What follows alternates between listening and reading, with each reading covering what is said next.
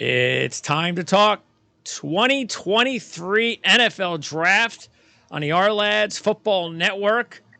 Dave Syvertsen's back. How's it going, Dave? Good. How are you, Greg? Good. That was some hard work, wasn't it? That was a lot of hard work. My fingers are sore. Yeah, that's it's not just putting the team needs on the draft guide is it's great research. It's fun doing it, but the hardest part for me is when, and I made a request to the owner and said, maybe what we could do is when we put together our first draft, which for me is always like 400 words more. I said, maybe we could just keep it that way and put it on the PDF version and then knock it down to the guide. So when people get the PDF version, they get extra stuff. They get an extra bigger version of what we're trying, because that's hard.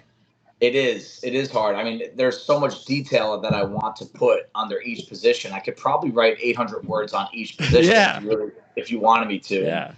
Sometimes there's a lot of useful information that you come across in your research, and 80% of the job is dumbing it down to the amount of the proper word count. And then you got the extra signings that come in last minute, and you got to sometimes start all over. But somehow every year it seems like an overwhelming, impossible task to get done. And every year we burn the midnight oil and get it done. Yeah, I always find a way to – it's always that last day where it's always like 3 or 4 in the morning and I'm done. Yeah. It's like, why can't I get it done like at a normal time? And because of the industry and the crappy system with the mailing and the way things are nowadays, I mean, our time was cut short even more this year. So very difficult. But the guides will be out. Matter of fact, I believe they should be out next week sometime, hopefully as early as Monday, the 10th. Awesome. And that also means the PDF versions will be available. So obviously, you want to check out ourlads.com. We'll have a link in the description area if you don't already know by now where to find it, watching our shows. But maybe you're new, so you can check it out. The best draft guides in the business from Ourlads. How many years draft guides? This is, I want to say, man, I could go into my closet right now and look. I don't want to get it wrong, but I think it's I want to say we're approaching 30 years. 30 years. Yeah. That makes about sense. Yeah.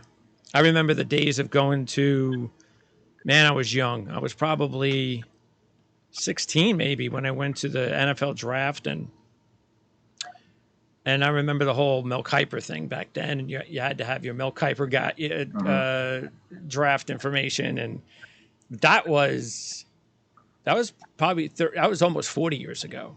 So that was before Ourlads got started.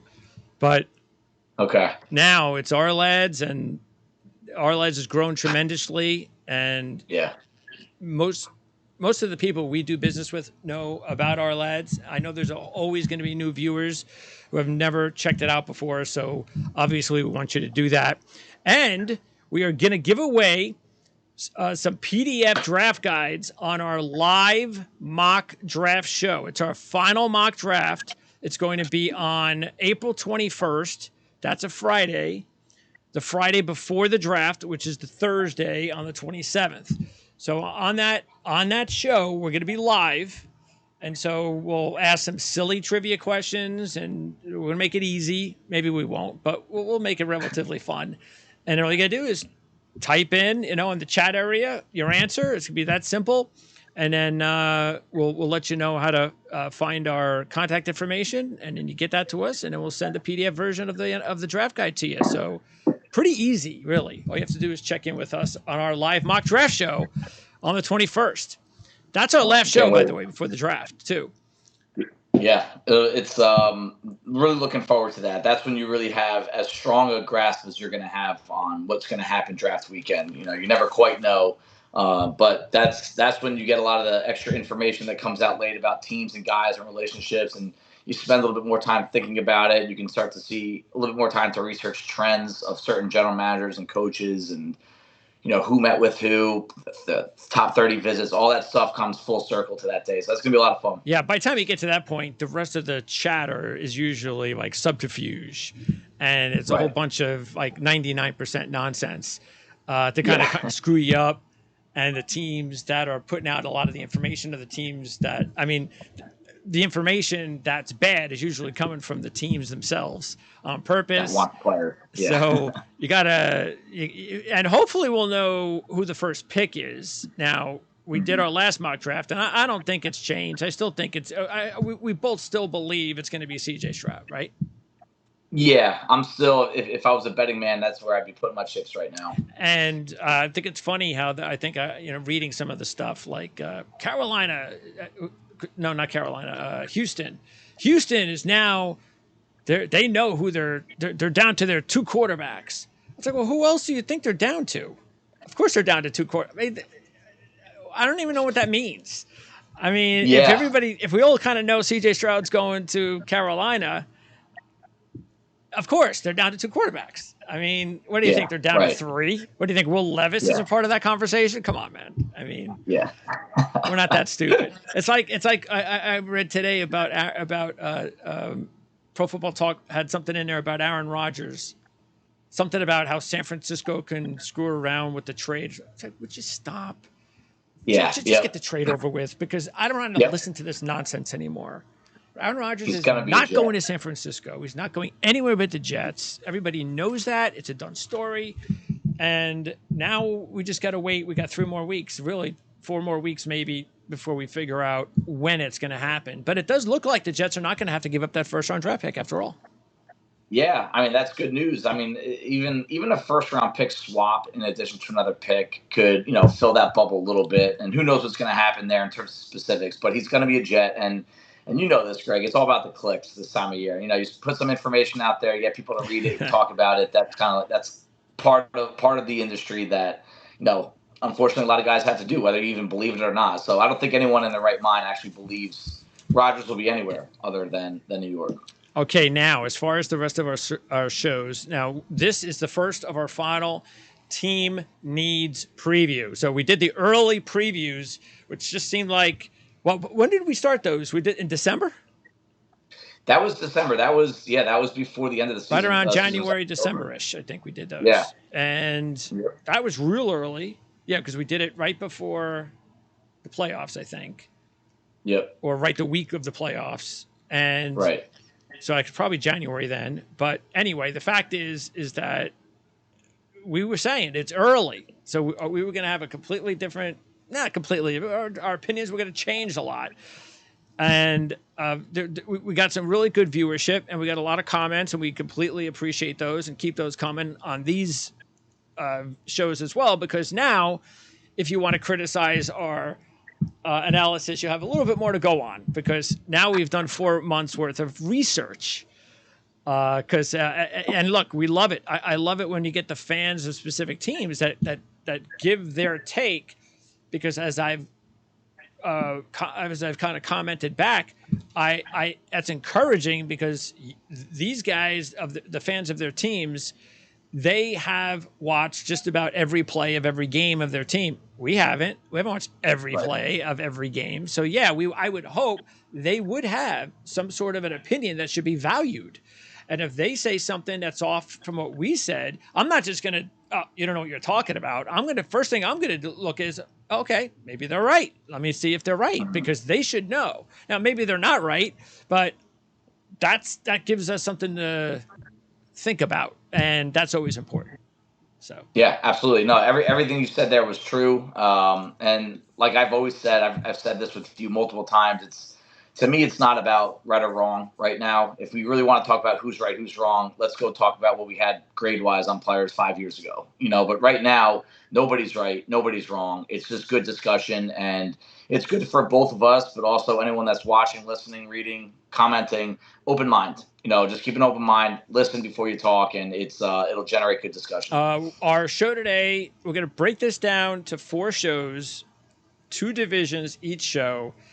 Same divisions, different conferences. So we're going to do the South today, AFC, NFC, 8 teams. And by the way, I will edit out all 8 teams, so you can get them that way, or you can get them this way if you want to if you're, hey, I don't know what my rival teams are doing and what they're saying about them, then you can watch the whole show. So on Friday, we're going to do, actually Thursday, we're doing the West. Friday, we're doing the North. Monday, we're doing the East. Then we do our final rankings. This is most of your stuff. Dave's final rankings for offense and defense. And by that time, I'll finally have a little bit to something to say myself. Awesome. But leave it to Dave. He's the top scout at our lads. He knows what he's talking about more than I do. All right, let's get going now. Let's start with the NFC. We'll start with we'll go in alphabetical order. And we'll start with the Atlanta Falcons. And the Falcons, of course, there's a lot of talk still about quarterback. And that's the other thing you're hearing. I mean, almost every day there's another team moving up in the draft to grab Richardson. Or, that's pretty much the prize, it seems. I think most people believe Houston is going to grab Young. And then the deal is that who's going to move up to try to get Richardson. And Atlanta's going to be one of those teams. I don't think that's going to happen myself. I don't know. I just get the feeling that maybe if they take a quarterback, that they go in the other direction where maybe they draft Hendon Hooker. Okay. And then that's a guy that because we all know we have to wait on him a little bit longer because of the injury, and that gives Ritter the time. So I think if they go quarterback, I think that's what they do. But let's just go over the overall team needs besides quarterback. What do you think would be the number one need outside of that prized quarterback position? Yeah, I mean, outside of quarterback, the first area that I look at when I'm looking at their depth chart is corner. They do have a solid number one in A.J. Terrell from Clemson. And he's kind of, again, had a couple ups and downs early in his career. But I think he has solidified his status as a solid number one corner on a quality football team.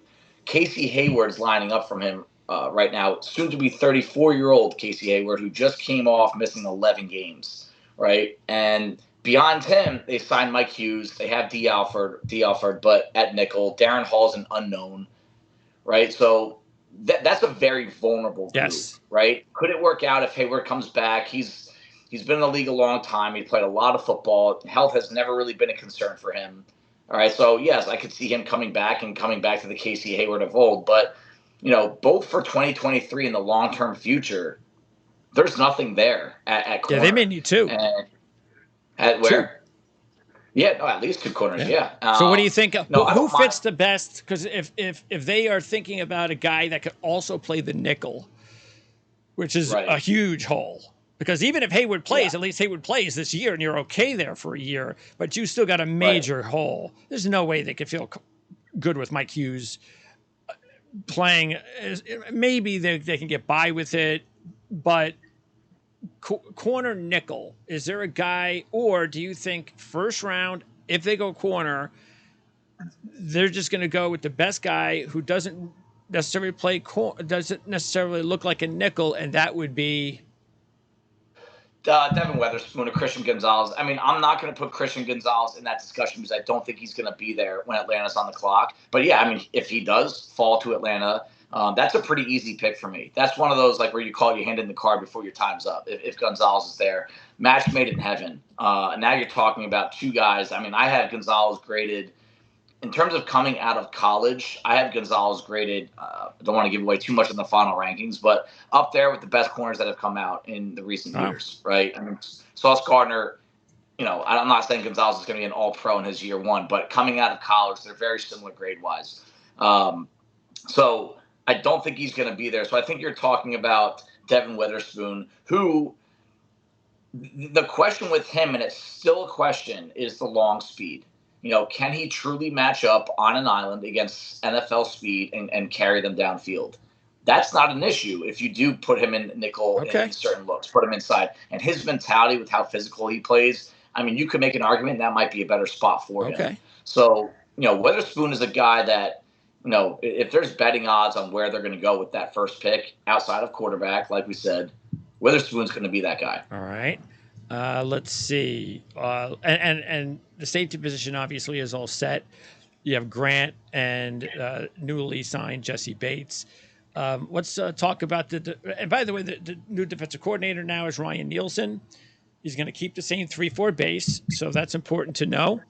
We're looking inside, and they did add Eddie Goldman, but that's like a plus kind of guy. Hey, if he could play for you after retiring last summer, then okay. Right. They signed the Onyemata from New Orleans, so that was good. You have Grady Jarrett, who's still there, and then they just signed Calais Campbell, which was nice. So that's right. Like the latest thing that won't be, by the way, on the draft guide because that came out late. Right. Because of that move, though, again, let's keep in mind the Campbell move and the Goldman move. That's like a 1 year kind of deal. That's not going to help them long term. But maybe it's enough that they don't have to work. Maybe it gives them a little time in the draft. Maybe they could skip a round or two before worrying about adding some more youth, which they definitely need. At least another good young defensive lineman at some point. Yeah, adding defensive line should be on everyone's list every year. Doesn't have to be early in the draft, but it's got to be at some point, at least in the middle rounds. You got to add talent. Whether if you want to throw in the outside linebacker mix and just say, hey, the defensive front needs bodies in every draft, so you can throw in the outside linebackers, that discussion.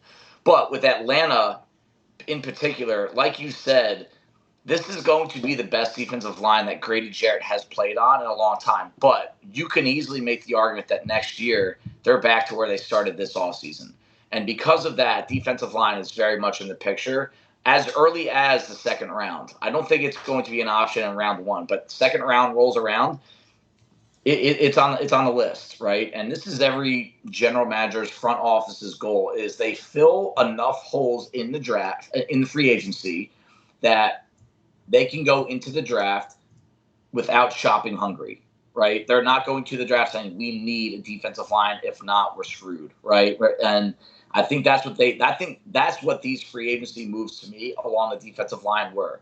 They were moves that, hey, if we don't get a defensive lineman or someone on our front put on this roster in the first 2 or 3 rounds, we'll still be okay for at least this season. Imagine they had not signed any of these guys in free agency. I mean, you're going into draft weekend saying, hey, we might have to go round one, even though the grade doesn't fit, the grade of the player does not fit this profile where we're picking. So I think they're in a good spot if they ignore the defensive line over the course of their first 2 picks. But I'm with you that at some point they need to add a body there. And the offensive line, now McGarry was re-signed, so that worked out perfectly for them. I think what really worked out perfectly for McGarry was the switch to the zone scheme, because that worked out perfectly. It changed his career. And so Dahlman, I still think they have high aspirations for Dahlman at center. Hennessy gives them, I think, a guy that I think they'd prefer to be maybe like a 6th lineman in a way, interior guy. Yep. That means that at some point, now look, I still think Schaefer's a guy to keep an eye on. So maybe another year, maybe he wins the job, but picking another guard at some point in the draft. And you know what? Maybe even sign a guy, because it's not something I think is a major need, but it is something that they should probably figure on adding at some point. Yeah, I mean, I'm right with you. I literally wrote down the same thing on my notes, is that Hennessy is an okay starting interior lineman, but your ideal, because of his history at center, that's the guy that comes off the bench that can literally back up all 3 spots. And there aren't many guys that can do that. That's a very valuable asset for an offense, to have someone, your 6th lineman, that can back up any 3 of those interior spots, and your offense won't skip a beat. Jalen Mayfield, have seen enough out of him over the past couple of years. I just don't think he's going to be a factor as a starting lineman in the NFL. But this power run game, this run heavy offense, I think Schaefer from Georgia last year, he fits that what they're going to try to do. So, is he athletic enough to hit all the points in this blocking scheme? That's the one question with him that we had coming out of college. But again, after a year with him, I'm sure they have enough information on whether or not he can do it. So it'll be interesting. If you see them go O-line early, I think that's going to be a mark on Schaefer's sheet that he's probably not going to be the guy. And speaking of skill positions, they added Scotty Miller recently. So that happened after the guide went out. And they haven't done anything at running back, but and we talked about this. I think it's interesting because Huntley played really well for them. And I think that they might be looking at this where, look, I don't think that they're going running back in the first round, because I agree with you. I think corner is just too big of a need. But I wouldn't be surprised in a way if a certain running back lasted late in the first, early second, and they just only a couple picks ahead, and they decided to maybe swing a deal. But I also could see that at some point, if they just decided to pick up a running back in the later rounds, they'd be okay with that as well. It just all depends on how much they believe on Algier. Do they believe it wasn't just a product of the system? That he's actually a guy, because we got to remember, the head coach had Derrick Henry, one of the best running backs, so he knows how to kind of compare in a way. Do I got a guy that's not necessarily be Derrick Henry, but will he be good enough to be that type of guy, that guy I can count on, that number one guy? And if he does, then we probably won't see a running back picked up at this point. And I think the receivers are kind of done. I think you could probably add someone if you wanted to in the later rounds, but to tell you the truth, I don't think early enough, unless the right guy, because it all depends. I know Matt Collins, I believe, was just a one-year deal, and Scotty Miller is also just a one-year deal kind of guy. But the receiver position is not so important to this offense. But we do have to understand, if something happens to Drake London, you're in big trouble. So I think at some point, maybe in the middle rounds, you might have to try to go after a wide receiver.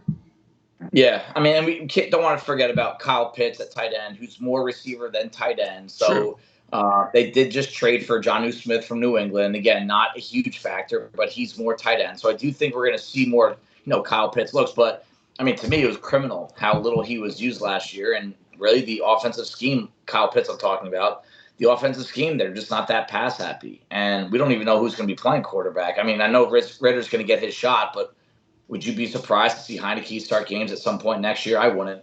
So you're really looking at an offense that's going to be, leaning heavily on the running game. And, running back to me is not one of the top 3 or 4 needs on this team. But, I mean, hey, at some point, I think the discussion needs to be had about Bijan Robinson. And does Arthur Smith fall in love with that idea of having him in their backfield?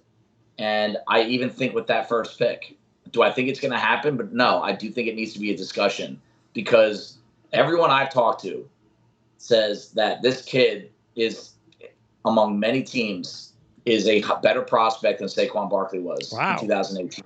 They're saying that this is arguably one of the top 3 running back prospects of all time. Yeah, that's going to make it hard for him to pass on. And, but I agree with you. First, but who knows? I mean, maybe he doesn't think Witherspoon is his guy. Right. And do you think there would be a reach at corner if he believed that, outside of Gonzalez gone off the board? Is Witherspoon the only other guy that you think that should go at that spot? And then therefore, if he doesn't like Witherspoon, there opens up the possibility of another position there. I have a hard time putting any other corner in the top 10. Okay. I personally like Ringo, but I don't think there's a shot he goes in the top 10. There's a lot of development there that's still needed. And I don't see a corner going that high that needs as much development as Ringo, even though I personally do like him. If we're, really projecting what we think Atlanta will do, I don't think that's an option in the top 10. So, this cornerback class is deep. You are going to have good corners available day 2. Is that a strong enough reason to overlook corner in round 1, your top need, and take into the best play in the draft, Bijan Robinson, that fits your offensive philosophy? It's something to keep an open mind on, and don't be shocked if it happens draft night. All right, and then I think pretty much everything else, as far as you went out, you made the deal for Ellis on the edge. You have the 2 kids from last year, Malone and Ebiketie. So look, Carter's okay. It's not going to happen with the first pick based on projections and where players are going to go, but it wouldn't be a surprise either if somewhere middle rounds, early rounds, that the right guy kind of fits, because it's not like you look at their edge rushers and automatically know if there's the guy. They don't really have that guy yet. So that's about it as far as I think what else Atlanta needs to keep an eye on. Yep. All right. Let's now talk about Carolina. And the fact that the Panthers have that first pick now, and everybody knows what's going to go on with that pick, that it's really all about what happens after the first pick. But yeah, CJ Stroud looks like he's going to be the guy there. So let's take a look at the rest of the draft, really, for Carolina. What do you think? For me, I had edge rusher. I really had defense. To tell you the truth, overall, I thought they need to stockpile a lot more players on defense, starting I think with the edge rushers. Yeah, I mean, look at the other side. I mean, how could you not say defense? I mean, they spent most of this offseason building the support system for the quarterback, right? They signed 2 starting wide receivers, Thielen and DJ Shark. They signed a tight end in Hayden Hurst. They signed a running back in Miles Sanders. They signed a bridge quarterback in Andy Dalton. This entire offseason has been about David Tepper saying, yo, we are going for a real quarterback this time. We are not going to be the team that strikes out yet again on trying to trade for our franchise quarterback. I mean, they're 0 for it. They keep swinging and missing every single offseason and trying to get the quarterback in. Now they have their shot. It's going to be a rookie, not an established veteran. But yeah, you have to play defense too. And they have a new defensive scheme, and they have one of the best edge defenders in the NFL that I still, in my opinion, is underrated when people talk about these guys around the league. But it's a new scheme. And I think in this new scheme, you need to have 2 bodies on the outside. And if you're going to get the most out of Brian Burns is going to get his no matter what. But if you're going to get the most out of Brian Burns, there needs to be a presence on the other side of the line. And Amari Barno, unknown. Great 40 time in his combine. We don't know anything about him on the football field yet. Gross Matos is a guy I loved coming out of Penn State. Not sure he fits this scheme, No. but well, I mean, can't hurt. We saw his playing time. The other scheme didn't help him. Exactly. I mean, we saw an uptick in playing time by about 100% from 21 to 22. His production was the same. I mean, you're seeing a guy that got more opportunity and just did not produce. And I think at some point, NFL, not for long, that's what it stands for, right? I think his job is on very shaky ground right now. And that's the first spot I'm looking after they get this quarterback in town. Who's going to be lining up across from Brian Burns? And really, I don't know exactly where Luvu fits into the new scheme, but the fact is he's their second best pass rusher right now, which is crazy. Yeah, and I think his greatest value is that you don't know where he's going to line up. I don't want to put him at one spot. You know, I mean, he's not Micah Parsons, but I also think in the same light, if you put him in one spot, he loses some value. So he doesn't really factor into my equation when I'm saying, all right, these guys need more edge defenders. He will rush the edge and he'll be effective, but I don't want him there every down. Because really, if you look at it, playing time, you would anticipate Brandon Smith would get a lot more playing time inside with Shaq Thompson, meaning Luvu probably gets more playing time, as he should, as more of an edge kind of guy. But again, it ain't going to preclude. That does not mean that we're like, all right, forget about edge rushers. So yeah, they may need 2. They just don't have any. Right. So that's I think without question a major need. Now at the defensive backfield, they did add in Von Bell, so really it's safety. You've got a couple good veterans there with Xavier Woods. You can live with that. I don't know what they're going to do with Chin, because that's the other thing when we're talking about linebackers, by the way, because I actually think Chin maybe should go back to playing more at the linebacker role as opposed to covering as a corner or nickel, because all you got to do is look at the fact that he was Rookie of the Year, and he played linebacker.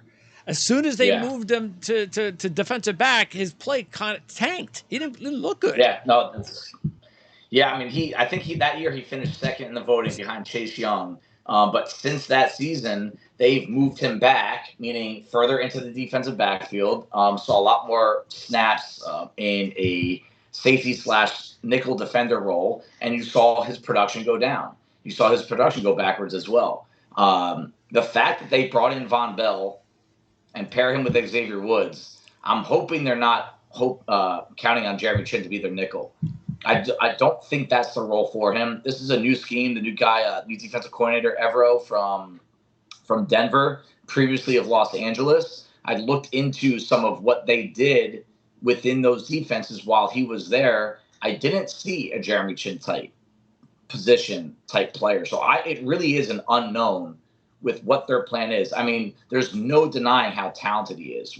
What he was doing his rookie year was, he almost won Rookie of the Year as a second round pick. So that's got to be the first question that needs to be figured out on the back end. What is his role? And then once you figure that out, you can really, because they need bodies in that secondary. I mean, I think we can agree on that, right? I think they need depth at corner. Oh, you can't rely on. I mean, Dante Jackson's had what 2 season-ending injuries the last couple of years, so you can't count on him.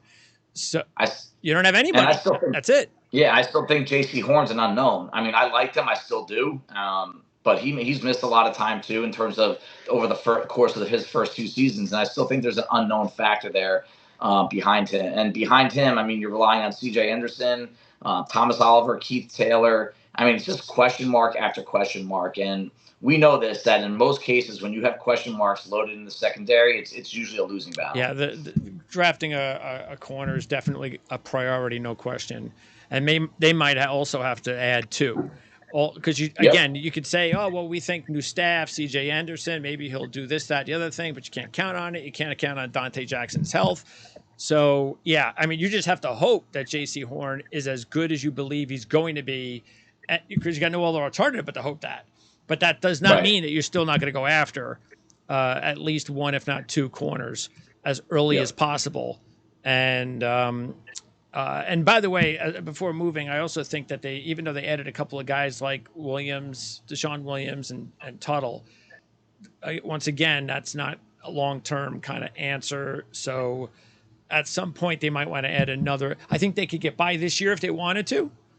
But at some point, again, sort of like Atlanta, I think same thing. They got to add some youth up front. Yep. I completely agree. Okay, now let's talk about the Saints. And you never know, really, besides picking offensive linemen in the first round, you never know what the Saints are going to be up to. Look, Dennis Allen is there for a second year. I feel sorry for Saints fans about that. But it is what it is. But how about Mickey Loomis, though? 21 years. Has anyone else got that kind of resume? That's a good question. If anyone's been in that position that long, 21 years. That is like nuts. Yeah, I mean, off the top of my head, I don't think anyone's been a GM for that long. That's amazing, And he just keeps on giving first-round picks to the Eagles, and he still has a job somehow. So taking a look at what is the Saints? Where are they picking? Let's see. By the way, they don't have to worry about a quarterback. So Derek Carr. Yeah, I mean that. I will say this: it's we could joke about them and Dennis Allen and Loomis, right? But there's no questioning these guys are the favorite to win the division. And it's because not of Derek Carr. Yeah, and it's not even that Derek Carr is a special quarterback, but it's the rest of the division that it's really hard to come up with a team that is really. I think that all depends though on how good C.J. Stroud is as a rookie. Yeah, because the Panthers roster is solid. Yeah, I will they say have a good enough roster, and I would think they would be the one team. Because look, I'm not going to Dennis Allen. I mean, I'm sorry, I'm just not going to get excited about that. But taking a look at what else they have to, the Jamal Williams signing was huge. I mean, that was a really nice signing. So that they don't have to worry about that spot. They went ahead and they re-signed Michael Thomas. The fans really love the Shaheed kid, who had his moments, no question about it. So at receiver, you can kind of, you might, all right, maybe you're not 100%. That Thomas can he be the guy? And is Shaheed the real deal? But it's not something. I mean, sure, if they went after a receiver, great. If they didn't, I don't think that would be a major issue for at least another year. Juwan Johnson had a breakthrough year last year. So really, it's as bad as it. I mean, Loomis has been there for so long, but I'm sorry, he just hasn't done a good enough job on the offensive line.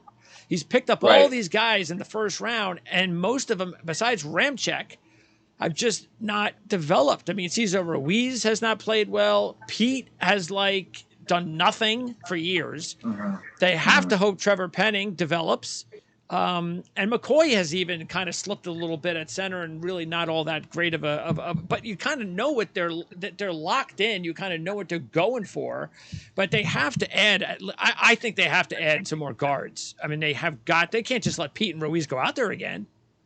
Yeah. I mean, I'll say Ruiz, he turned it around. The best football we've seen out of him was this last year. So his third year in the league. Towards the end of the year. He might remember. Yeah, towards the end of the year. And he was a center in college. So I do think that if McCoy really truly not work out, he could shift back inside, and agree with you on that guard outlook.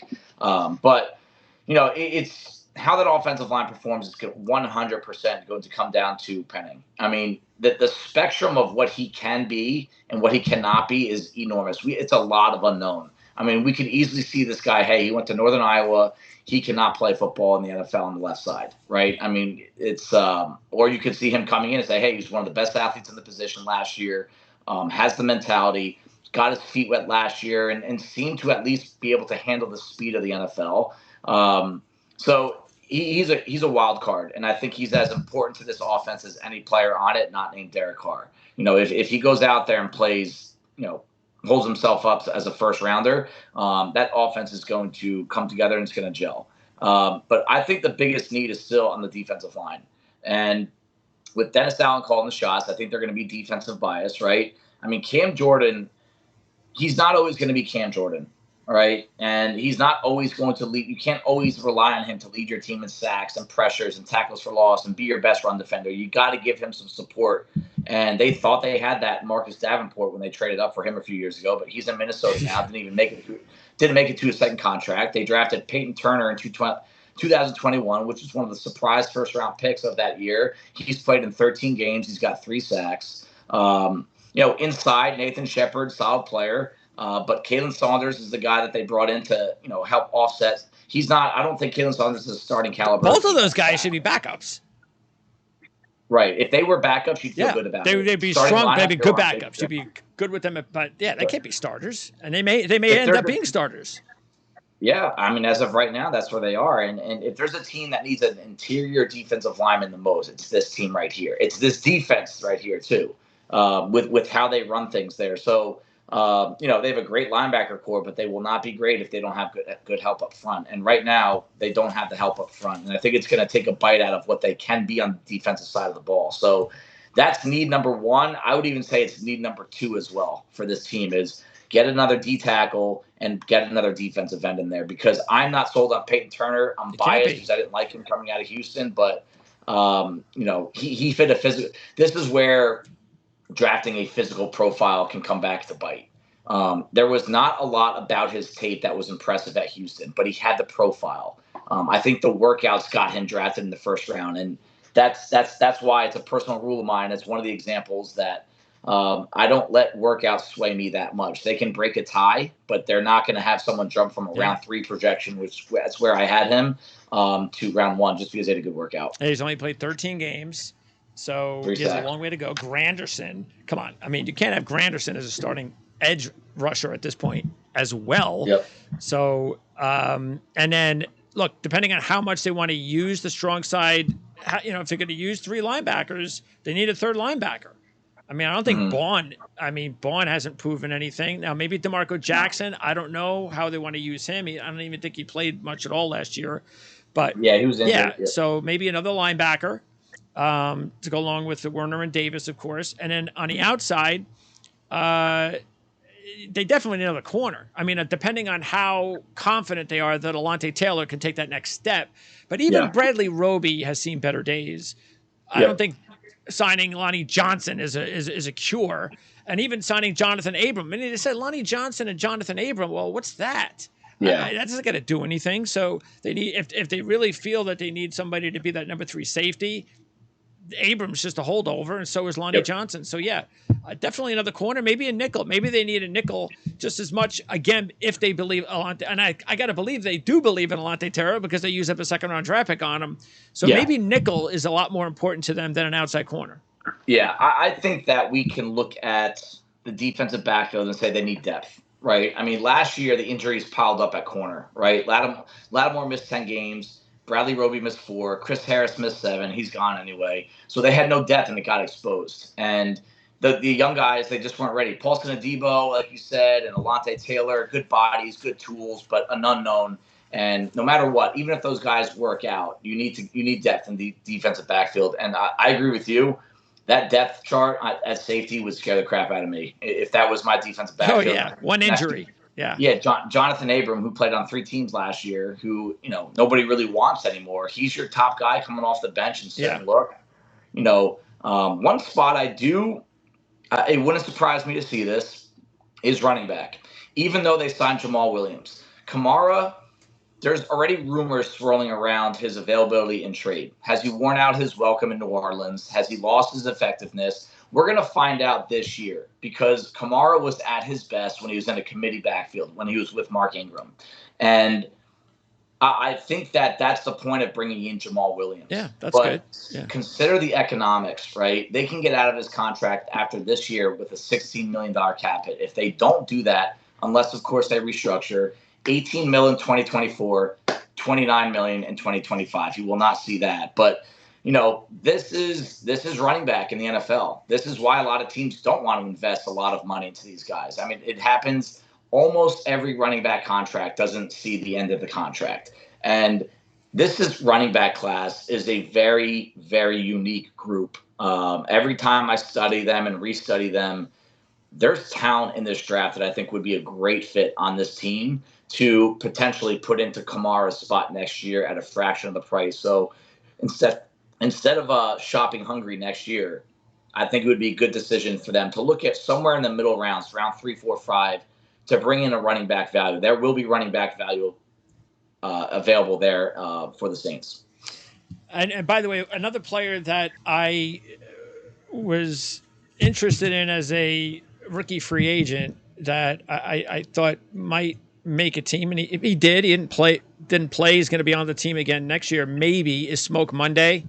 I was intrigued by him and his play at Auburn. I thought that he was an intriguing kind of guy in that didn't expect him to get necessarily drafted, but he's still there. So, maybe another year he might be able to fit in as a number 3 safety, but just a name that I remember looking at last year and thinking that, he could be somebody that could make a team. All right. Like it. Tampa Bay rounds it out. And the Bucks, yeah, there's some problems here. There's still some good talent. No question, but there's also some issues, and you take a look first of all at the fact that this is Baker Mayfield's team for a year at least. We'll see how that goes. Good luck to him. Hopefully it works out, but that's still going to be a position that they could clearly use to add at any point, first round even. Oh, yeah, so, absolutely. Great. I'll tell you what, this is one of the locations I like Hendon Hooker for. I think there is a more than 50% chance Hooker is going to go somewhere in the 20s, or I should say the back third of the first round. Okay. Tampa Bay is going to be one of those teams because he's not a factor next year. He's not going to come in and take snaps away. So you don't want to draft him and rely on him in 2023. It's just not a good decision. So you don't have to with Baker Mayfield. And I even think you want to see Trask play a little bit of football. Yeah. I'm not confident. Leave him as a number 2. Yep. You get him a few starts this year and just see how he responds. But that the quarterback is definitely a strong lead on this team. But I'm going to start off with the offensive line. I mean, they were decimated by injuries last year. They lost both starting guards, one to retirement, one to free agency last year. And then at the start before week 1, they lose their starting center, and then they lose their top interior backup. And then throughout the year, this offseason, they trade away Shaq Mason to Houston. They cut Donovan Smith, their starting left tackle, because he just was not paying back the dividends.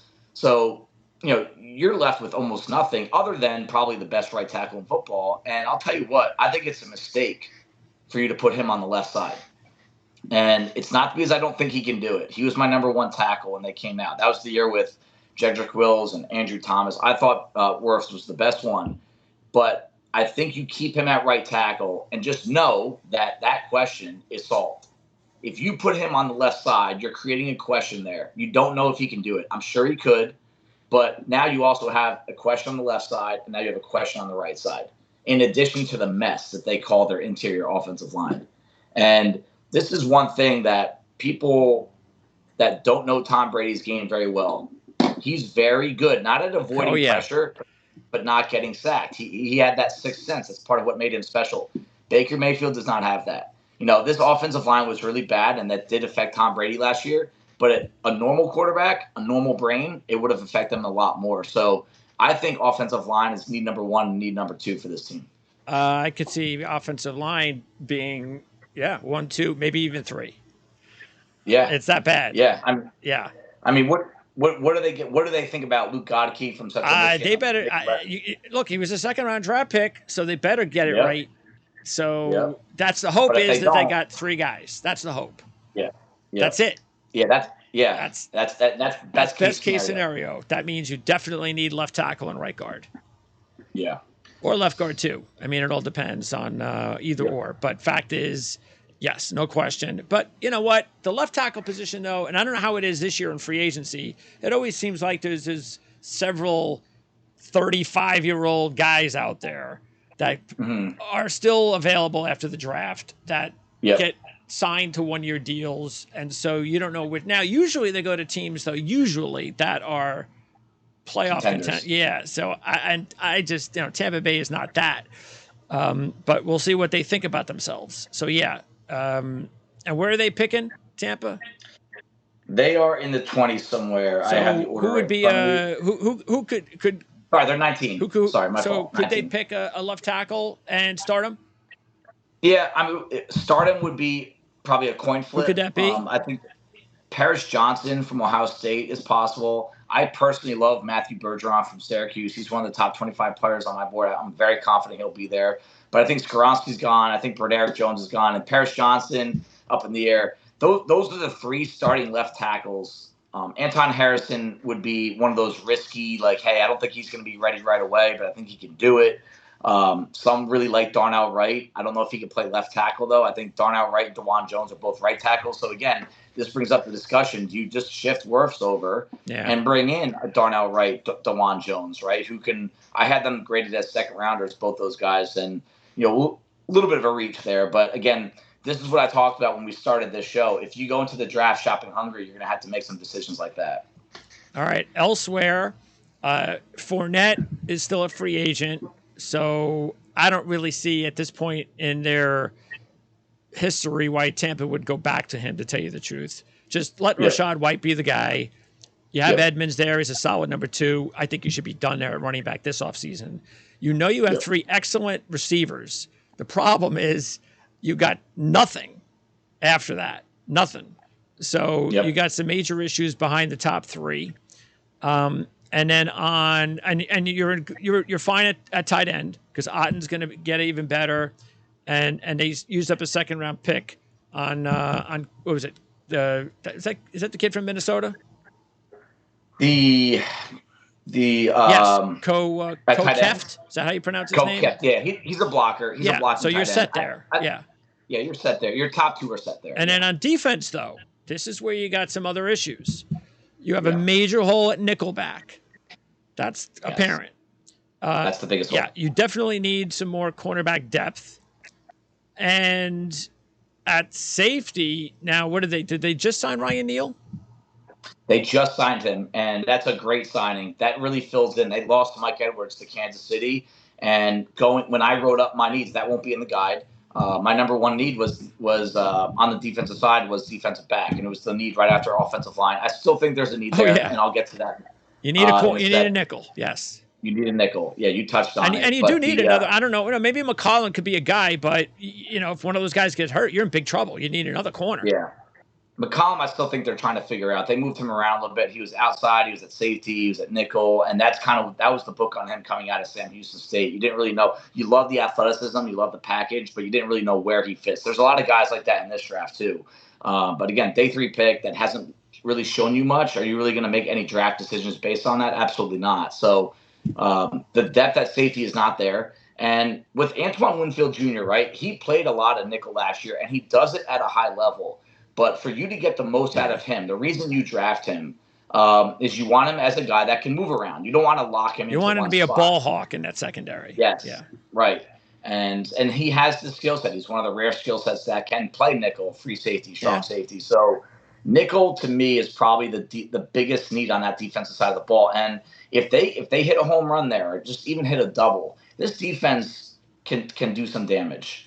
They still have a lot of top tier talent. Yes. They have one of the best nose tackles in the game. Probably one of the best linebacker duos in the game. If Shaquille Barrett can come back and get some of his form back, I mean, it's a potentially a very dangerous defense that could keep them in it. The problem, though, is they got terrible depth. Yeah, no depth. And, I mean, a lot of teams have that issue, and you don't want to knock them too much for it. I do think they have enough depth up front.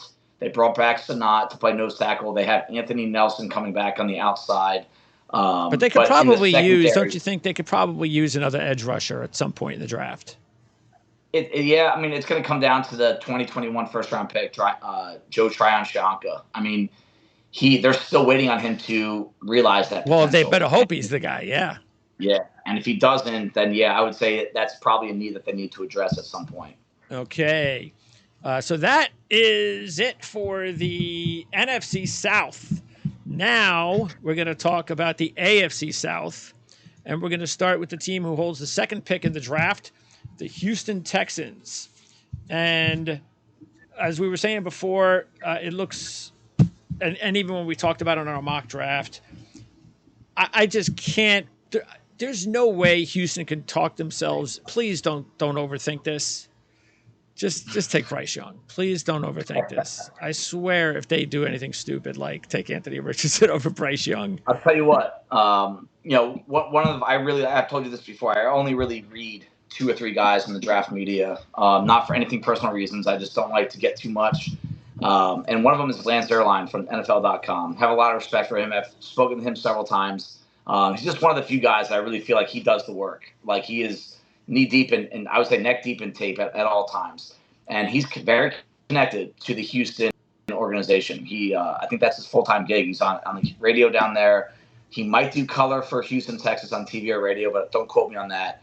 No matter what, he's connected. And he just put out a mock draft out there, and he had them passing on quarterback at 2 and then trading up later on for Will Levis. And, I think it was like trading back into the top 10 and just, getting Will Anderson with this number 2 pick and then saying like, hey, we'll take one of the other quarterbacks, via trade in the top 10. I mean, was it something? I know Lance is not the kind of guy that does things for clicks, and he's been right about Houston several times. So that's just something to keep. Like, I agree with you, Greg.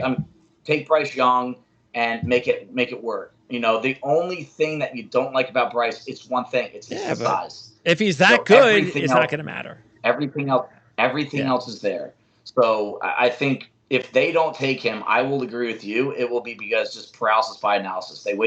They thought about this for too long. This is a pretty easy decision for me to take him. And look, I tell you the truth. Look, if they decide to pass on Bryce Young and take Anderson, I would be okay with that as long as the decision is we're taking our quarterback next year. Do not take Will Levis. Do not do that. That would be, you're just ruining draft capital that you could use it because you could just take Anderson. If you want to move down a couple of spots and take Anderson, fine, you get another pick, but don't trade back up to get Levis. Just use those picks on other players. That's the kind of decision that gets you fired. It should be. Now, look, Caserio has been extremely active. Good for him. He's had to be active. And I actually like what he's done so far this offseason. To get Dalton Schultz, Jimmy Ward, and who was the other guy that he brought in? He brought in Singletary, Shaq Mason trade. This reminds me of? Yep. You know what this reminds me of, though? This reminds me of a team. This reminds me of like a Patriots offense from the early 2000s without Tom Brady. It's slow, right? It's some crafty veterans. Like, look at the receivers that they're working with. Nico Collins, Noah Brown, Robert Woods, and then at tight end, Dalton Schultz. Good players, don't get me wrong. There is no speed on this offense. They need Mechie. They need Mechie to come back. And I hope he does. It would be a great story to see him come back. But even he wasn't the most explosive. He's more of a change of direction, Sutton type guy. And this team is just starving for speed. And that's something that's one thing I've noticed with Caserio is he really is following the New England template. Hey, well, you know what? Draft Bryce Young. Then maybe you'll have your Tom Brady. Yes, exactly. Your gamer, your guy that you want. Like, that's one question we've talked about this before. When you talk about stacking these quarterbacks, right? If your life relied on one of these quarterbacks leading you to a fourth quarter comeback, which one are you taking? And like that to me, like when Young. you ask yourself that question, it's an easy answer at that point. Because CJ Stroud has done it just once. And by the way, there are a lot of Ohio State fans who were not happy about that because they were like, oh, wait a second. So let me get this straight. Now you're starting to play like the quarterback we were waiting for you to play like the last couple of years. Like now when everybody's watching and, last game. So I can understand why they're upset about it. But that's also something I would be a little bit. Should I be a little bit concerned about that when I'm thinking about CJ Stroud? I don't know. I mean, is it about? But I'm not. I'd still take him number one if I'm Carolina. But as far as Bryce Young, we're in agreement, man. He did it every time he was on the field, and it wasn't like they had the greatest Alabama teams either. They had really good teams, but you're right. They could have been better. He didn't win a championship. It wasn't because of him. They would have won the championship 2 years ago if the two receivers didn't get hurt. All right, I agree. If Mechie and Williams don't go down. Okay, so let's see on offense. Yeah, they need a speed receiver. I think we agree with that. They're set now at running back. They don't have to worry about that. They're set at tight end. Don't have to worry about that. Offensive line. Now they got to hope the Kenyon Green move wasn't as bad as it looked last year, but they definitely need a center. I think if they draft a center, to tell you the truth, I think they're offensively. They can get a speed guy anywhere. They can even get like a Tank Dell if he run. How fast did he run, by the way, Tank Dell? I think he was in the low 4.4s. Okay, so let's say you get a Tank Dell in the third round, second. Yeah, somebody might draft him early, but let's say you get him in the third. Get a guy like that. Get a center. You're done on offense. You got Bryce Young. You're done. You don't have to worry about offense this offseason. The rest of it really comes to defense. And I think the Jimmy Ward move was a really good move because I think that gives you an opportunity to maybe go another offseason where you don't need to worry too much about the secondary. Yeah. Yeah, I mean, you get another year of seeing what Derek Stingley is. I think Steven Nelson can hold the fort on the other side. Like most teams, they don't have a ton of depth at corner, so I think that's a move. But, I'm looking at the edge group, even though I like Grenard, who unfortunately suffered a calf injury last year, and he was ascending last year when he got hurt. Jerry Hughes, starting to turn into like an ageless wonder. Led the team with 9 sacks last year, but again, can't count on that. Yeah, it's not going to carry you very far. They brought in Rankins, they brought in Winovich. Like there are guys there. But they need another edge rusher. Yeah, I would love to see another edge rusher, and even if it's with yes, get Bryce Young. Let's just consider that what we both agree on at number 2. But that second pick, that's an area where I could see a Miles Murphy coming in and just being a really, really solid addition that you're not going to throw a full slate of snaps week to week at. Agreed. But in 2024, he's ready to rock. That's an easy pick, right? Is edge rusher early top of the second round? You'll be able to get a good one. Yeah. Oh, you might honestly. I mean, other than Will Anderson, you might get you might get your number 2 edge rusher at that spot, and that's a great way to just build this roster. You get your quarterback, you get your premier pass rusher, and you go from there. And maybe in a third round, you can grab a center. Yeah, I mean, I know who I love, and this would be at the top of the second round, and this is a little bit of a hedge because, again, like you said, you have to give Kenyon Green year 2, just like the Giants need to give Evan Neal year 2. Like they both did not play well in the rookie year, but that's okay. Offensive linemen develop at different rates. But Steve Avila from TCU, who's a guard with center experience, you get him in here, let him compete for the starting center job. If he doesn't win it, you have someone waiting in the wings behind Kenyon Green at left guard. And if he plays the first half of the season and bottoms out again, that's a spot that if you are going to draft a Bryce Young, I do think it transforms how you build the rest of the roster. You don't want this guy getting hit, period. I know every team will say that about their quarterback, but part of what makes Josh Allen is he can take hits. He'll get back up. Bryce Young, you don't know if this guy's getting back up if a 330-pound defensive tackle falls on top of him. Yeah. It's going to be your fear every single time he gets in contact with someone. So, I think that's a move that every time I start looking at where I think some of these interior offensive linemen go, that's a match made in heaven for me. Is Steve Avila, you get a guard that has some center experience, or you get a center that can shift over to guard if need be. So I think that's the number 1 move for this team is get another interior offensive lineman. What I would do that, but what I would also do is and I don't know what his decision is going to be on, but I would really try to, like they did with Rankins. They basically stole Rankins away from the Jets because the Jets could not pay what Houston gave Rankins for the 1 year. Rankins was probably like, you remember that? Did you ever see the movie Heaven Can Wait? Yeah. Okay. Remember like when he buys the team and the owner's standing there and the assistant's like, what kind of leverage did he put on you? He goes, I asked for $40 million, whatever it was. And he gave, and he's no, and yeah, I offered 70 million or something. And he said, yes. Oh, that bastard. That's like the thing with the center position. I mean, that's what happened with Rankins. Is like that. I asked them for 14 million and they gave it to me. So I have to leave a potential Super Bowl caliber team to go to Houston for a year. I know. But I would do the same thing with Ben Jones. Okay, because I don't know what Ben Jones is like. You know what? I'm at the twilight of my career. I'm still playing really good football. I need to go somewhere where I can win a Super Bowl. If that's it, fine. You can't get him. But if he's just looking for his best, because I don't want to put a young center with a young green. Even though Mason's there, that's still two young guys in the middle with the young quarterback. I think I need a veteran center, and then go after Avila. That's a smart move. Yeah, that's a good way of looking at it too. Especially with a young quarterback too. You're putting potentially a young center with a young green at left guard with a rookie quarterback beneath you. Like that's a dangerous way of doing things. Yeah, I agree. They got to find another center. And again, it doesn't have to be Ben Jones, but a veteran I think would make a lot of sense. Okay, let's now move on. Next up, we'll go to the Indianapolis Colts, and this is all about, again, the quarterback position. So, look, the Colts they're in an interesting spot. Depends. I'm sure Houston would like a team like the Colts to move up and make a move, even though we agree that they should just pick Bryce Young. Yep. But it's that 3 spot where Arizona is, where they don't need a quarterback. So the question is, are they going to play that kind of hard ball? And hey, even though we're not going to, we want to trade out.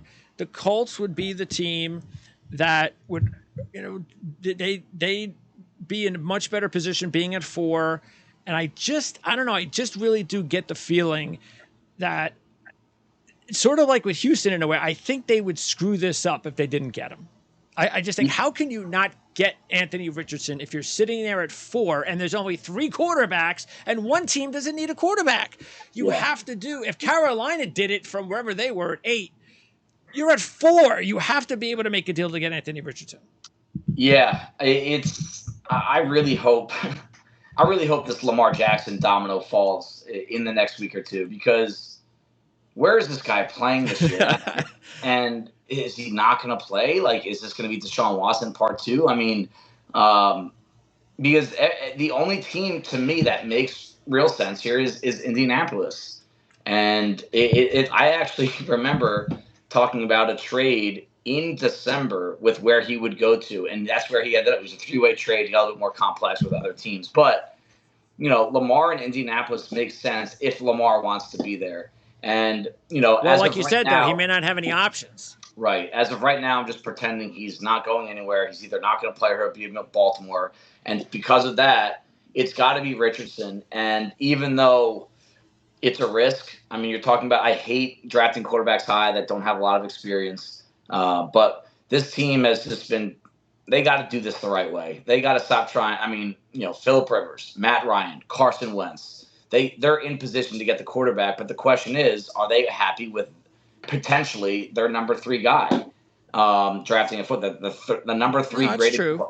It's a tough thing to swallow. Yeah, but I mean, what do you think? I mean, would you, knowing what's coming next year, not that anything's a given. Yeah. Would you wait, or would you go, no, I think Anthony Richardson is worth taking him here? I would not draft Richardson this high. And I would say, with the plan of we're going to get our quarterback next year. Sure. So I would, if I were the Colts, knowing you're probably going to struggle this year, in addition to, I would try to get out of this spot. Hopefully someone does want Richardson, and you can leverage that and stockpile as much capital as you can for next year, just in case you're sitting out of the top 3 or 4 or 5, and you really want, the kid from USC or UNC you have enough capital to go up and get one of those guys. That's if you're talking about a new regime there in Indianapolis as well with the head coach. I think it gives you another year or two that it's okay if you blow this thing up for a year. And I think that's really I would much rather go down that risky path than the risky path of drafting Anthony Richardson. But again, it's all going to depend, as we know, on how, more importantly, even Ballard, what Shane Steichen feels about Anthony Richardson. Yes, and that'll be very much about it. Yeah, if he wants to work with him, if he likes him, thinks he could be the man, then hey, that's why you hired him. Yep, you go for it. Then you go for it. Yep, do it. And if it doesn't work out, then both of you should be gone, because Ballard has done a good job. But now we're getting to the point where he did such a good job for those first few years with the issues he had with the cap, all that stuff. And then we're in stall phase. It's stalled for the past few years. And if he gets this wrong, that's it. It might be time to find a new general manager. This is his last shot. I think this draft pick right here. So it's going to be fascinating to watch. And that's why, the Lamar Jackson issue, I mean, you bring up a different level of economic commitment to the quarterback position when you bring in Lamar. But that's one of the reasons it's Ballard that, his history tells us it's all about going to get an established veteran that can get the job done. And that's the thing I keep coming back to, that if I had to pick a team. But again, I don't know if Lamar wants to play in Indianapolis. I just don't know if that's his city. So, again, I'm just going to repeat myself that I'm going to pretend he's not going to Indianapolis. And if he wants to go for Richardson because they have to do it the right way now, that'll be, the move that saves his career or ends it. And Gardner Minshew, if there is a Richardson draft, you would think Minshew probably starts the whole year anyway. Absolutely. He knows the system. He's not a bad quarterback. He's a number 2, but he's a guy that could be a placeholder. He's a fine placeholder guy. Absolutely. Knows the system, so that would work out. Now, let's talk about, again, we agree with the edge rush. I also think that they definitely have to do something about wide receiver, because even though they got Isaiah McKenzie, that doesn't really do much. No. They need maybe another slot guy, and I'd say they might have to go and get a couple more receivers, really. And and this would be, by the way, a wild card for someone like Washington at tight end for me. Okay. I know they like Granson. I know they like Woods. They seem to like Mo Alley Cox, and I don't know why, but they seem to. I think his days of being this, hey, look at what he could be are over. He is what he is. Right. I could be wrong, but again, it also helps your offensive line, your blocking, which is another issue that they've had this offseason. They definitely have to do something about the right guard spot. That is a major hole. And they probably should draft a guy like your guy, Avia, somebody that could play both guard and maybe even center, because Ryan Kelly's better days have also been behind him. Yes. Yeah, I mean, if we're sticking with offense right now, the receiver position, I would love to see just a vertical threat. I think that's what Alec Pierce was drafted to do last year. And you did see him flash. He had a couple of big plays last year. But, the amount I watched him a lot last year, there was not a lot of separation. And I don't want to label him a deep threat just because he has a fast 40 and he can jump high, right? I think they need someone that can really stretch the defense. And that's really how you get the most effectiveness out of someone like Isaiah McKenzie and Michael Pittman. And is Pierce that guy? I don't see it. The thing about tight end, I agree with you. What would be funny if they drafted Darnell Washington is they would have the biggest tight end room in the history of big tight end rooms between Ali Cox, Jelani Woods, and they just signed Farrell Brown from Cleveland. I think he's 6'7". So that's why I said it, because he seems like a perfect fit. He's the profile. Oh, absolutely. For the Colts. He is. Yeah. He's the profile. The question would be, does it make that room a little too crowded? Because they'd have to. It would be one of those things where if they, like you said, if they traded back out of the forward position, then because if they don't, Washington's going to go what, top 20, top 25 maybe? Top 25. Yeah, I don't think he makes it to day 2. No. So if they're going to want him, they're going to have somebody's going to draft him a little early. He's that talented. So. Dreamy tool. Yeah. So, and I think the biggest needs on the team, though, are going to be on the defensive side. Yep. And, you have to look to the secondary first. I mean, they just traded away their best player, which was necessary financially, trading Gilmore to Dallas. But, I mean, who's playing corner there right now? And what's the plan for next year, right? I just, I like Kenny Moore, who I think they just re-upped him as a really good nickel. He's been kind of like one of the faces of that franchise for a long time. I love what they have in the middle of the field too, just from a personnel perspective, but also a value perspective. I mean, the amount of money that Blackman, Rodney Thomas, even Nick Cross, they're making no money. So that those guys, and they're good players. Yeah. I think it's going to be a nice trio. But at corner, I think they're going to draft 2 corners this year, and it might be even with their first 4 picks. And they also have to probably add at least a linebacker because they just don't know what they've got in Shaq Leonard at this point. Yeah, and they lost Okereke. So, you're looking at potentially having 2, compared to last year, 2 new starting linebackers next year.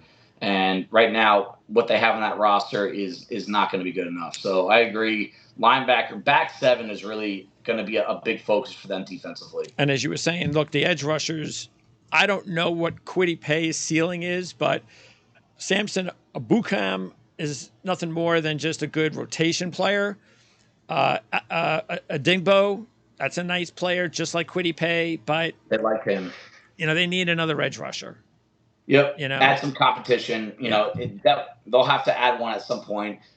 Fortunately for them, incredibly deep edge group in this draft that you could be shopping for one day 3 that has a day 2 grade. That's going to happen. There will be day 2 edge defenders available on day 3. And this is the kind of situation where it really does help the most because they're not shopping hungry. They don't need a guy right now, but they're going to get someone that could fall in line with what they currently have. And to get that round 4, round 5 is a huge win.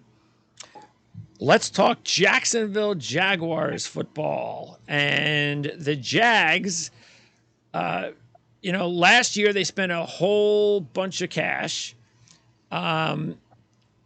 This offseason, I mean, really, if you look at it, they went from all the money they spent. They brought in Doug Peterson. He fixed Trevor Lawrence, and they made the playoffs. It was like a major success story of an offseason.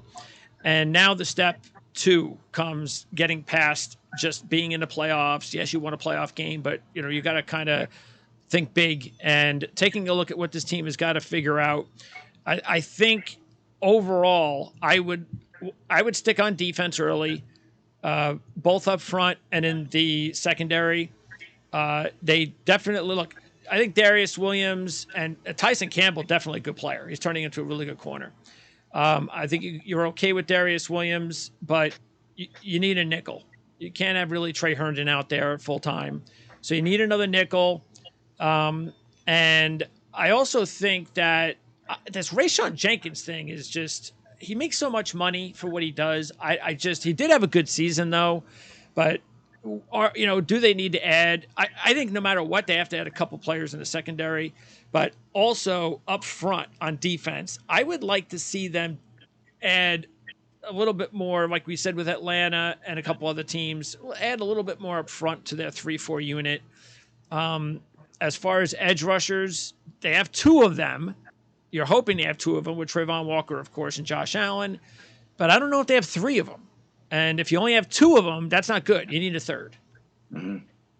Yeah, echo there, everything. What I like about the secondary starting off there is that Darius Williams gives them options, right? Darius Williams can credibly play nickel and he can play outside. But he was much better when he was moved to the outside last year.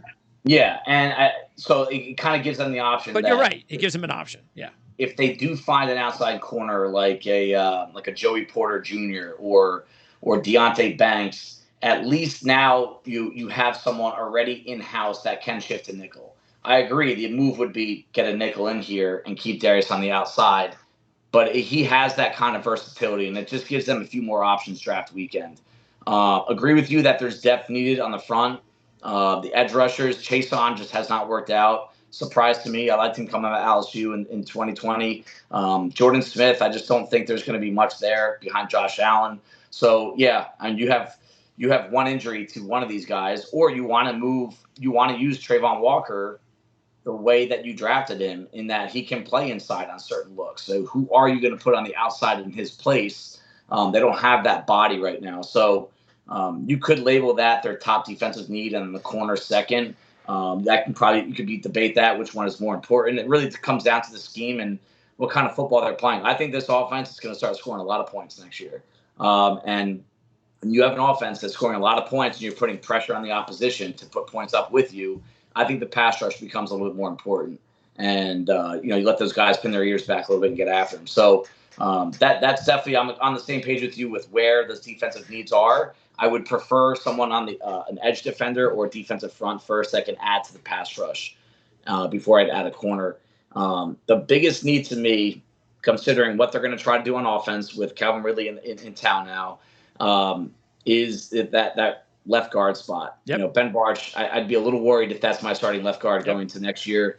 And, losing Jawan Taylor to Kansas City, not a huge deal because I think Walker Little is going to slide in and offer same, if not better play. Yeah, but he played well. And the advantage of having Walker Little, though, you need a swing tackle. You need another tackle. Yep. For depth. And these are guys that have injury histories. Cam Robinson and Walker Little both have injury history. And, one snap of the finger, those guys could be out. And who's going to step in? They don't have anyone right now. Yeah, it can't be Josh Wells. No, definitely not. I mean, this is another, when you said earlier, there's usually a 35-year-old veteran out there that will sign with someone in July or August. I think this is the number one team that guy will go to. Might be, but totally agree, especially when you have a rookie center who still has a ways to go. You have to have, and Scherf is looking like all of a sudden has his age caught up to him. Right. So you need another good player in that interior of that line to solidify that spot. So completely agree there. But yes, it's looking like Jacksonville is definitely on the way up because other than that offensive line spot we talked about, there's really not much else except maybe if you want to add another receiver. There's I don't really like the depth at receiver they have. If a guy goes down, I don't want Jamal Agnew playing all that much, tell you the truth. Yep. And they don't really have anyone else. So yeah, I mean, and even Evan Engram was franchised, right? So that's a 1-year deal. Yeah, that's a 1-year deal. They don't have anything behind him. That's right. In this deep tight end class, this is one of the teams that I could say, oh wow, I didn't see that one coming. They just used their second round pick on a tight end that fell into their lap, but it makes sense, especially if it's someone that can play the wide tight end role in line, hand in the dirt, and block, right? Because that's not what you're getting out of Evan Engram. Well, they lost Mannertz, and that was that guy. So they got to replace that guy. By the way, I think Garrett Prince is an intriguing rookie free agent from last year. Yeah, he was like the number one tight end in college football for yards per catch by a large margin.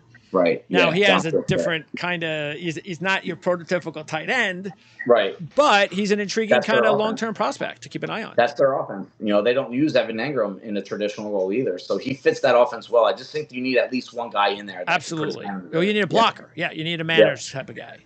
Yep. But like you said, if you need to be sure that you're going to get a guy that might be able to replace Engram, then maybe that's another guy. All right, let's wrap up with Tennessee.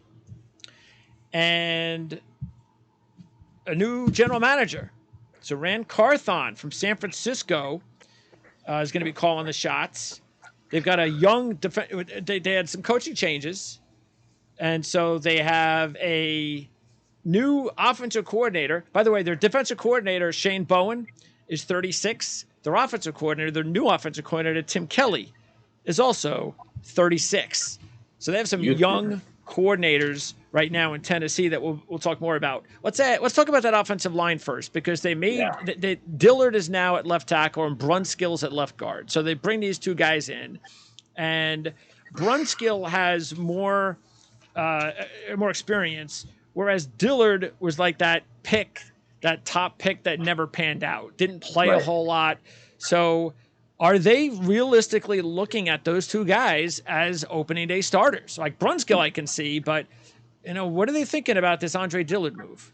I mean, there's no one on that roster right now that can fill that spot. And, it's hard to imagine them not going offensive line with their first pick unless, I think they have an equally strong need. We'll get there eventually at wide receiver. But, this offensive line situation as a whole, not even just the left tackle, is probably the scariest one in football right now. If I'm Ryan Tannehill, I'm shaking. if this is going to be the guys they march out there. And, again, you look at some of the names out there, we still have some chips that need to fall. I mean, Donovan Smith is out there.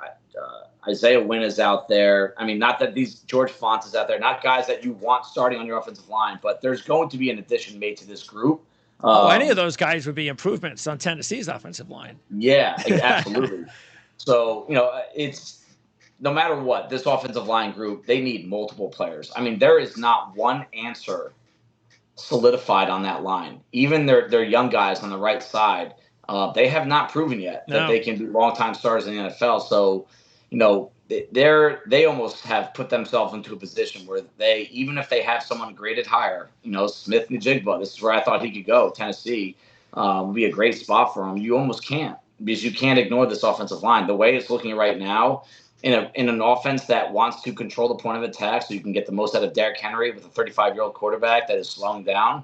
I mean, what do you do? This almost looks like they're just kind of throwing stuff against the wall and hoping it sticks, especially with these new offensive and defensive play callers. Yeah, but this is another team that has to be looking at quarterback at some point, right? Yeah. I mean, I have them as now look, they could go next offseason. That's entirely possible. Yep. They could go with that direction, but I don't know. I mean, hey, I think Richardson, this is a spot where this is a team I think could say, hey, let's trade up for Richardson. We're going to stink this year, but we'll have him ready to pick up the slack next year, and Tannehill will be gone. You can't pay Tannehill next year. And, the question is, how aggressive of a trade are you going to have to make if you want to get up and take Richardson? I do think that this is a good spot for him. Imagine Richardson and Henry in the backfield. Oh, my God. But, yeah, but the problem is by the time Richardson's ready to play, that's another couple of years for Derrick Henry. And, I'm not sure the best of Derrick Henry will be there for the best of Anthony Richardson. I mean, I'll tell you what. Tennessee is one of my teams for the God. I study them a lot. I've been studying them every year for almost a decade now. I don't know what direction this team is going in right now. I can't. I mean, they have some quality players on defense. I love the coach. I love their ability to keep games close week in, week out, even though, in my opinion, they've been outmanned for several years. But looking at, there is not one solution on this offense beyond Derrick Henry. And, I mean, you have to hope that, again, that Burks becomes the man. That's what you hope. Is 33 catches as a rookie, right? I mean, did he show us that much that we can say? And again, that is the hope. I'm sure it is. That's the hope, yeah. And then Phillips was a nice fifth rounder, so a full season of Phillips isn't bad. Maybe. The tight end showed some promise. Yep. But see, the offensive line is so bad that it brings everything else down. Right. Whereas, and I've been wrong. Yeah, maybe by opening day it'll look completely different, because it will. Yep. But will it be completely different better? Because, I mean, we talked about Ben Jones. He's gone. Daly, gone. Davis, gone. Lawan, of course, gone. Yep. So all these guys gone. And, the only two that really remained were Brewer's coming back. And I know Brewer ended up playing all year at guard. Yeah. But not that he's an answer at center either. He's not. He's better off as a backup. Right. Yeah. I mean, Dylan Radins is a guy I like coming out of North Dakota State, but he's been really up and down. And Petit Frere was, he flashed early in the year, but he fell apart down the stretch. I mean, man, you're looking at an offensive line that all five of these guys might not be starting next year. I don't know how many teams you could say that about in the league right now. And they have a new offensive line coach. Yep, and no long-term solution at quarterback. You got one receiver that you think you might like, maybe a slot, right? It's a tough situation. I've been wrong about Tennessee a few times in recent memory, so this might just be another one of them. I'm just not really getting the pulse there, but I just don't see the upside. Well, they better have made the smart move. Vrabel better have made the smart move by hiring Tim Kelly. Yeah, because I don't see the track record. Right. So, I mean, you bring in a guy that really doesn't. I mean, okay, he was coordinator for the Houston Texans for several years. All right, well, I'm not sure, what did that do? Does that was there something going on there that he was really good, but he just didn't have the talent? Now, he was there when Watson was there, so maybe if he's got the right talent around him, he's going to have to be good, because his offense is pretty bad. All right, defensively. Because you got to think, and I think the defense is good enough that they could pretty much do 90% of their draft on offense, and ignore the defense, and I think they'll still be okay. I still think, sure, they can use some upgrades here or there, like anybody, but Murphy Bunting's in at nickel. McCreary, that was their pick last year, so they should be okay on that side. They've got to find another corner, though, because Fulton is just not that good. You can't rely on Farley, so they need another corner. And they should also get another safety, because you also can't, as good as Hooker is, he's also somebody that just can't stay healthy. So the secondary might be their biggest need on defense. Yeah, I mean, and they're headlined by, probably one of the best safeties in the games. I mean, he can cover up a lot of issues, but yes. In Bjard. But I agree that Hooker, a good player, but needs to stay on the field. And if he goes down again, what are you doing there? What's the plan? Don't really have one on paper right now. They swung for the fence in Caleb Farley, and right now it looks like a big whiff. By the way, do you like this Tart nose tackle? He had a good year last year. Do you like him? I love the trio they have up front. I mean, Simmons, Tart, and Autry. Yeah, Autry had a Jerry Hughes kind of breakout last year. Right. I mean, he's a gamer, right? And again, I would love for him to be a guy that's like in our rotation rather than marching out there as a starter week in, week out. But I think that their front and the coach is the reason why they can keep games close, right? And that is probably their plan for this year is, hey, this defense needs to really step up. But they lost David Long, their leading tackler. They brought in a linebacker I like, Al Shire from San Francisco. But, Harold Landry coming back from the knee injury, he should be full go by the time training camp runs around. But you can still use another edge rusher. They started Arden Key to kind of hold the fort. But, again, he's best used the way Jacksonville used him as a, number 3, number 4. Again, questions, maybe mainly centered around depth. On defense, I think the starting lineup is good enough to be a winning defense. By the way, do you think Monty Rice is ready to take over the role for Long?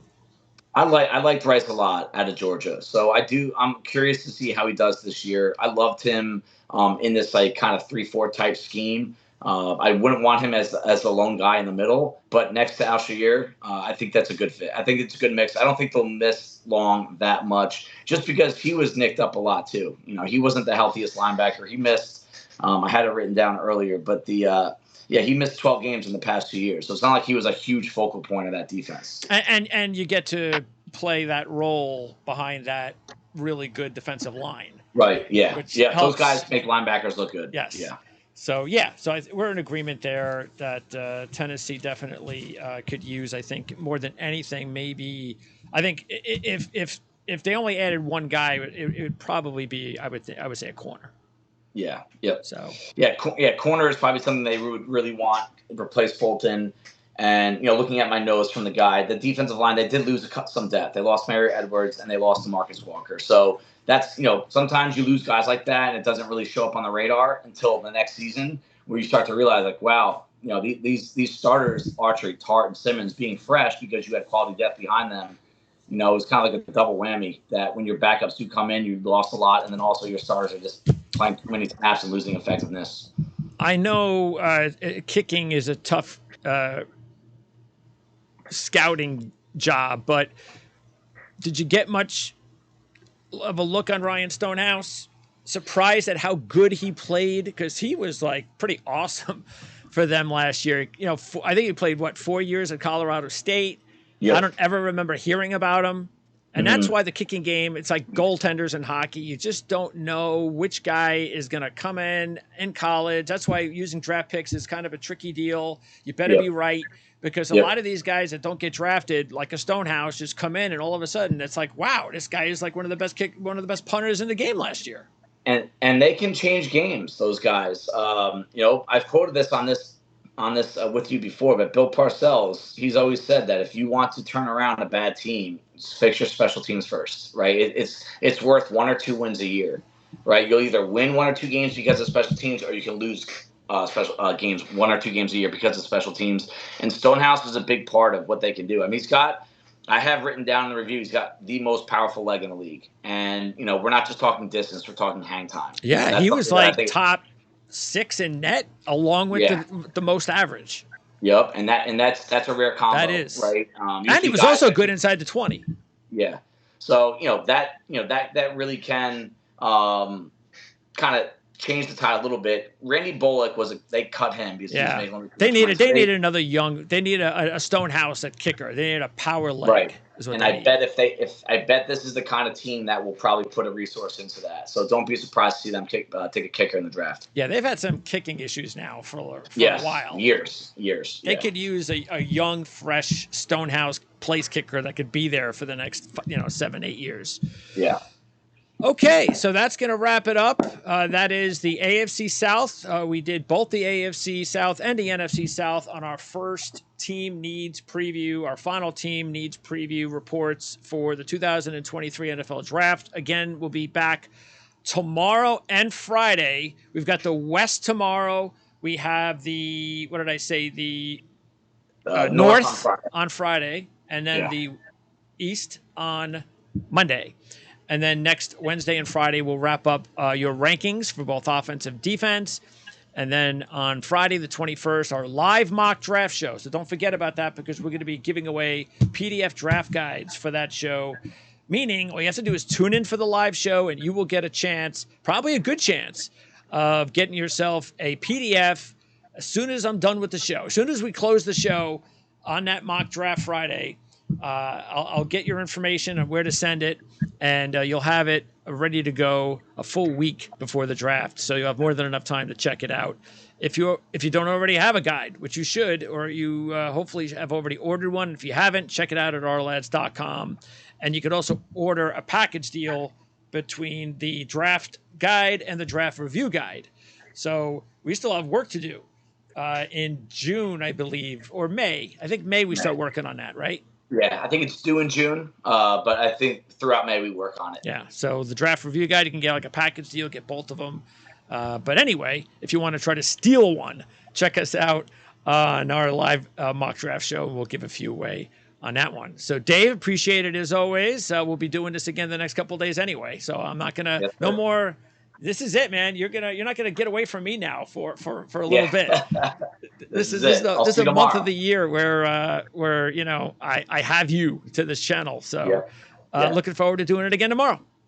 Yes, sir. I'll see you tomorrow.